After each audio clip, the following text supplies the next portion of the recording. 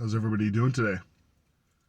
So I'm going to talk about places like spiritual colleges, like teaching centers, where you can, I guess, you can go get a certificate based on the studies and the knowledge, kind of like a theology degree, except it's in spiritual studies instead of Christianity. I've looked these places up a long time ago, and I was wondering, what are they studying? Because there's so much information from so many people and so many different books of this and that. Now, what it was they have someone up top of their food chain, the director or the owner or whatever, picks certain references as doctrine.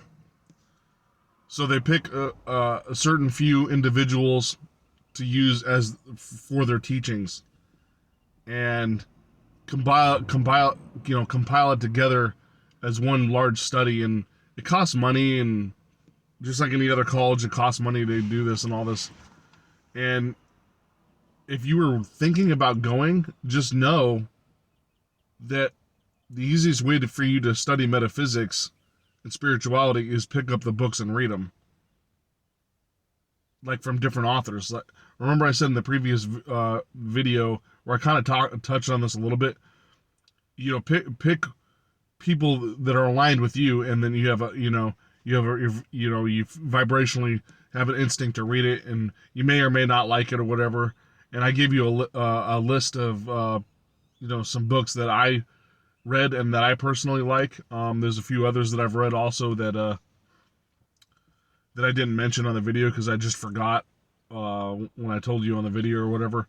But they follow a specific doctrine, and they give you a certificate. Now, I never understood the concept of why you need a certificate of studies for spirituality, because it's on you to learn as much as you want.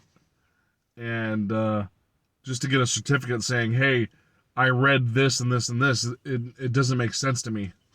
That also reminds me of, I also wanted to talk about spiritual groups. Like, you may want to like join a spiritual community, and they follow certain things, but if they're not open to hearing your concepts and ideas, and not willing to emotionally go through whatever it is you're going through, it's probably not the best group. It's probably not a good group for you.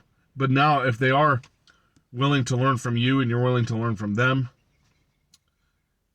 and throw around, ideas are open. There's really no absolutes in spirituality, because remember I said, when I thought there was an absolute on what I knew, I ended up learning more that kind of contradicted what I already thought.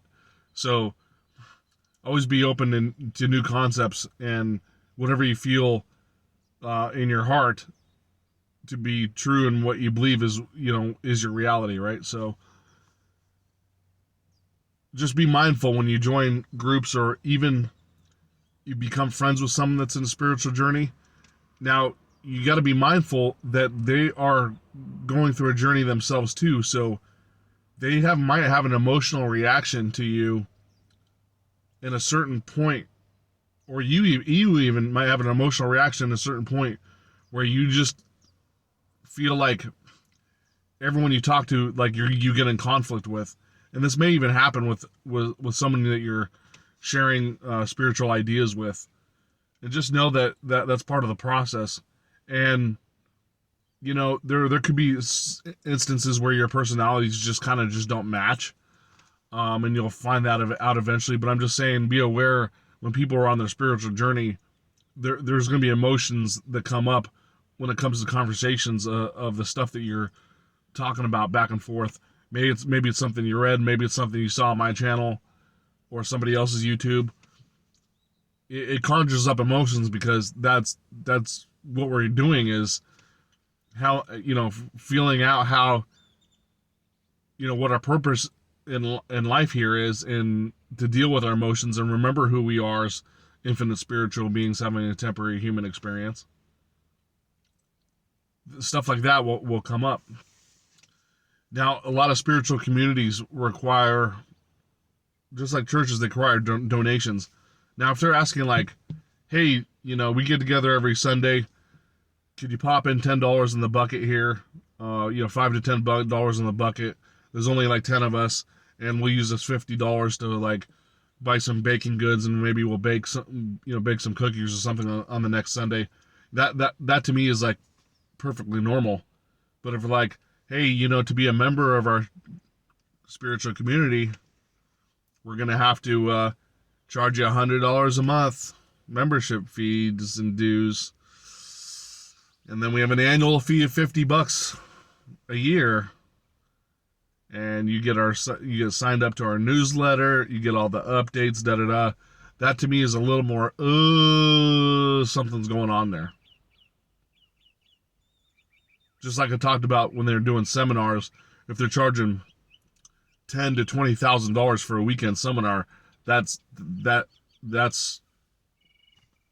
extortion. If it's 100, 200, maybe $100 to $200, that's definitely within the realm of okay, that makes sense because of their traveling and a little bit of profit or whatever. But like $20,000, no, $5,000, no, extortion. So and remind you, I said this on another video. If you want to go back and watch it, I talked about like if you're doing personal instruction, following some dude, some rich guy around the country or the world on his plane, and you're spending 40, 50 hours a week with this person, personal coaching, that's a different charge, right? Because he's taking up all your time. But a weekend seminar, that's a different story. And I'm just reiterating what I said in a previous video, but I just wanted to mention to you, in case you hadn't seen it, how my thought process is about spiritual community. Excuse me. But anyways, that's all I'd like to talk about today. I greatly appreciate you guys watching my video, and have a nice day.